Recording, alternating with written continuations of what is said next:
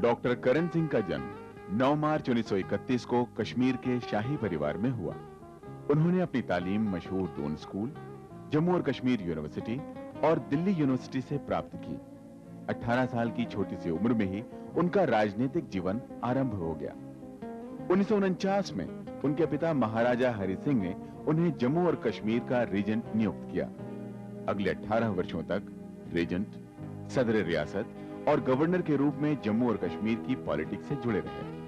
1967 में वो इंदिरा गांधी की यूनियन कैबिनेट में शामिल हुए और 36 साल की उम्र में वो भारत के सबसे कम उम्र के सेंट्रल कैबिनेट मिनिस्टर बने।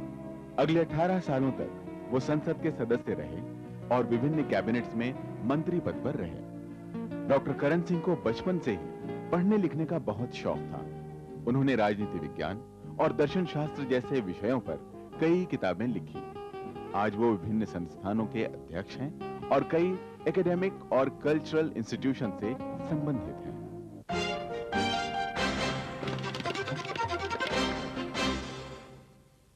करण सिंह जी, 1948 या एक्सेशन के बाद आपको प्रेसिडेंट बनाया। ऐसा है कि पिताजी महाराजा थे, वो 1949 में जी शेख अब्दुल्ला के साथ मतभेद होने के कारण वो रियासत छोड़ के चले गए। जी। उन्होंने मुझे पहले रीजेंट नियुक्त किया था, तो उस वक्त मेरी 18 वर्ष आयु थी। मेरा सवाल असल में ये था कि आप जब रीजेंट नियुक्त किए गए या हुए आप, तो आपके फादर के और गवर्नमेंट के बीच में काफ़ी डिफरेंसेस थे। हाँ, शेख अब्दुल्ला के साथ उनके मतभेद। और आप उसमें जब रीजेंट की भूमिका आप निभा रहे थे, तो आपको भी काफ़ी कुछ एक डिप्लोमेटिक रोल निभाना शायद पड़ा होगा। हाँ, बड़ी कठिन परिस्थिति थी। मैंने अपने आत्मकथा में उसके बारे में लिखा भी है। भारतवर्ष एक नए युग में प्रवेश कर रहा था और पिताजी का जो युग था एक प्रकार से वो समाप्त हो रहा था, क्योंकि राजवाड़ा शाही तो समाप्त हो ही रही थी उस समय स्वतंत्र भारत में। इसलिए थोड़ा सा कठिनाई तो उनको हुई थोड़ी सी इसमें नए परिप्रेक्ष्य में अपने आप को ढालने की। इसीलिए वो छोड़ के चले गए, क्योंकि वो ऐसे व्यक्ति नहीं थे कि जो किसी के साथ समझौता करते या किसी से मिल जाते या झुक जाते। अब मैं तो नौजवान था, मैं तो आदर्शवादी भी था और जवाहरलाल नेहरू की पुस्तकों से मैं बहुत प्रभावित रहा, तो इसलिए मुझे कोई इतनी कठिनाई हुई नहीं। थोड़ा सा संकट तो जरूर रहा, लेकिन वो 3-4 वर्ष में वो ठीक हो गया। दूसरी बात, जब आपके फादर को एक एग्जाइल में जाना पड़ा, जैसा आपने कहा कि वो छोड़ के चले गए, तो कुछ आपको क्या कुछ उस समय आप जब नौजवान थे तो आपको कुछ महसूस हुआ, कुछ खराब लगा या कुछ? वो लगा तो सही खराब, लेकिन उस समय परिस्थितियां ऐसी थीं कि केवल व्यक्तिगत हम नहीं सोच सकते थे। उस समय एक आक्रमण हुआ था, देश नया नया आज़ाद हुआ था, तो उस समय राष्ट्र हित को ही सर्वोपरि रखना आवश्यक था। केवल मैं अपने ही विचारों को देखता रहता तो वो ठीक नहीं रहता। तो कभी कभी अपने उमंगों को भी थोड़ा बहुत ढालना पड़ता है। जहाँ तक मेरी जानकारी है, मुझे ऐसा लगता है कि आप 18 वर्ष की उम्र में ही शायद जम्मू एंड कश्मीर यूनिवर्सिटी के चांसलर भी थे। जी हाँ, मैं चांसलर भी था। उस समय अंडर ग्रेजुएट था जी। तो जब मैं वहाँ गया तो मैंने सोचा कि पढ़ाई जारी रखें, तो ग्रेजुएशन की और उसी विश्वविद्यालय से ग्रेजुएशन की जिसका मैं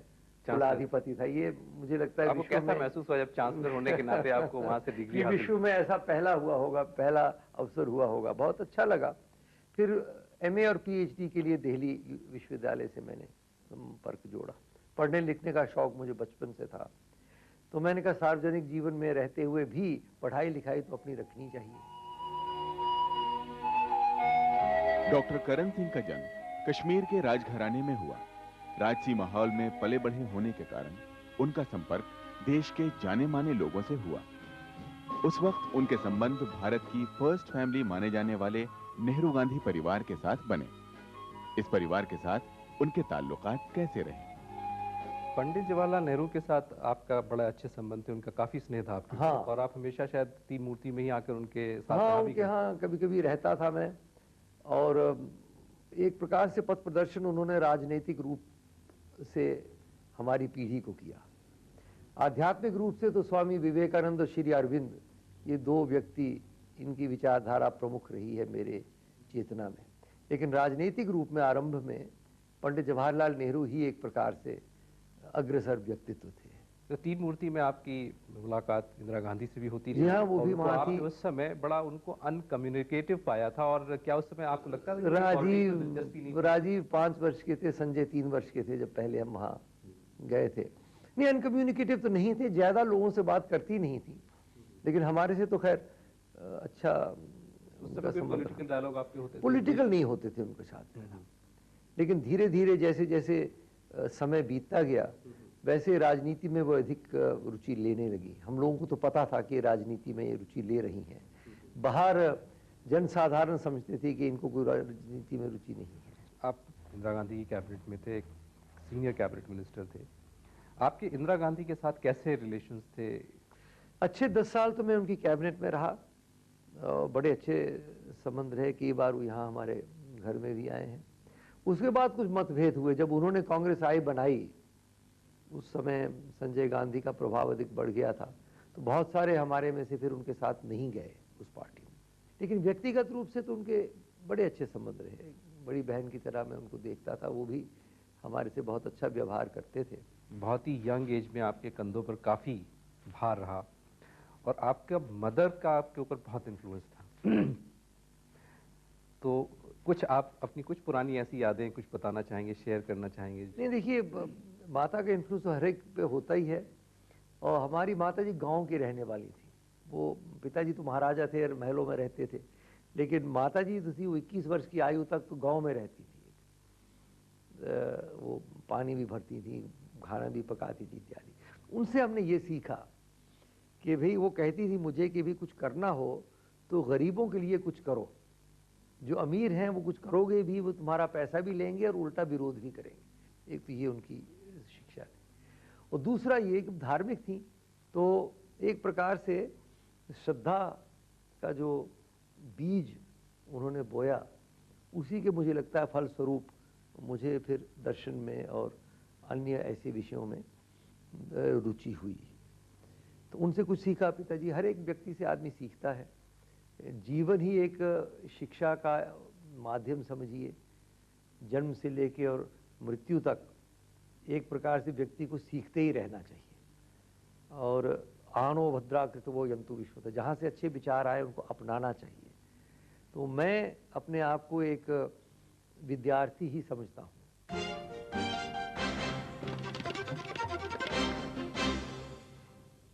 आप तो सरकार में भी रहे हैं, आपने बहुत 50 साल का पूरा देश का इतिहास भी देखा इंडिपेंडेंस के बाद, आज़ादी के बाद।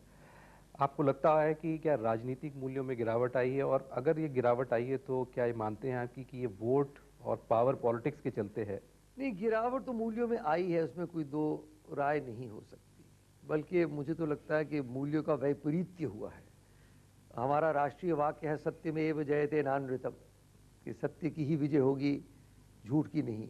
हम देख रहे हैं अनृतम तु विजय न तो सत्यम, झूठ की विजय हो रही है चारों ओर। हमारा विचार है वसुधैव कुटुंबकम, सारा विश्व एक परिवार है। और देख क्या रहे हैं, कुटुंब एव वसुधा, अपने परिवार को ही लोग दुनिया मानते, उसी का सुख दे।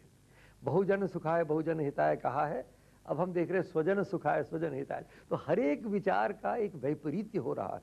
क्या ये राजनीतिक जो गिरावट है, इसको ये जो चुनाव संबंधी जो हम लोगों को रिफॉर्म्स करने चाहिए, इससे ठीक बड़े जरूरी करने चाहिए। एक तो ये है कि इतना जो खर्च होता है, खर्च की सीमा तो बढ़ा दी है, लेकिन वो पैसा कहाँ से आए, कैसे आए, राजनीतिक दल उसको कैसा इकट्ठा करें, क्या राज्य की ओर से कुछ उसमें खर्चा वो बर्दाश्त कर सकते हैं कि नहीं कर सकते हैं। फिर दूसरी बात यह है कि मेरे अपने व्यक्तिगत विचार में तो वोट देना अनिवार्य होना चाहिए, क्योंकि आप देख रहे हैं कि कितना कम लोग वोट देते हैं। अब एक चुनाव क्षेत्र में 40% लोग वोट दें, उसमें से हो सकता है कि 10 या 15% वोट लेके जो व्यक्ति जीते वो केवल 15% वोट से जीत जाए। तो उससे भी कुछ पूरी तस्वीर नहीं निकलती है, लोग चाहते क्या है। जैसे ये जल्दी जल्दी चुनाव हो रहे हैं, आपने भी देखे पिछले कई सालों में, उसके बारे में भी कुछ सोचा जा सकता कि ऐसा क्या रोक नहीं लगानी चाहिए, हमारा देश क्या इस तरीके के एक्सपेंडिचर को खर्च जर्मनी में एक ऐसी पद्धति है आलोक जी कि आप नो कॉन्फिडेंस मोशन ला सकते हैं, लेकिन उसके साथ साथ आपको ये भी बताना पड़ेगा कि विकल्प कौन होगा और कौन प्रधानमंत्री होगा और कौन सी पार्टी जीतेगी, जिसको कहते हैं constructive vote of no confidence. वो एक हम अपना सकते हैं। ये कुछ ऐसा भी देखने में नजर आ रहा है कि ये जो कुछ है पावर गेम है, लोग ऑपोजिशन में नहीं बैठना चाहते कि ऑपोजिशन के रोल को हम और ज्यादा अहम कंस्ट्रक्टिव नहीं बना सकते। ऑपोजिशन का रोल तो होना चाहिए आपकी नज़र से, मतलब किस तरीके से ऑपोजिशन को? ऑपोजिशन है, लीडर ऑफ द ऑपोजिशन की तो मान्यता हो गई है, उनको एक कैबिनेट स्तर दिया गया है। और ऑपोजिशन, देखिए एक ऑपोजिशन नहीं ना है भारतवर्ष में, टू पार्टी सिस्टम तो है नहीं कि दो दल हैं कि एक सत्ता में रहेगा एक ऑपोजिशन, ऐसा तो है नहीं। यह तो बहुमुखी राजनीति है, 50 दल हैं मिला मिलू के छोटे मोटे। अब तो आपने जैसा कहा कि एक तीन फ्रंट, अब 3 मोर्चे बन गए हैं, उनमें 10-10, 12-12 अलग अलग दल हैं। अब ये 10-10, 12-12 दल, पहले तो इनको बहुमत मिले एक मोर्चे को, फिर उनके आंतरिक जो परिस्थितियां उनको संभाला जाए, तो बड़ी एक नाजुक दौर से हम गुजर रहे हैं। मुझे लगता है कि बहुत सारी छोटी छोटी पार्टियों के बजाय अगर 3, 4, 5 मुख्य राजनीतिक दल बने और बाकी उसमें मदगम हो जाएं, उसमें मिल जाएं, तो मुझे लगता है शायद स्थायित्व की ओर हम जा सकें।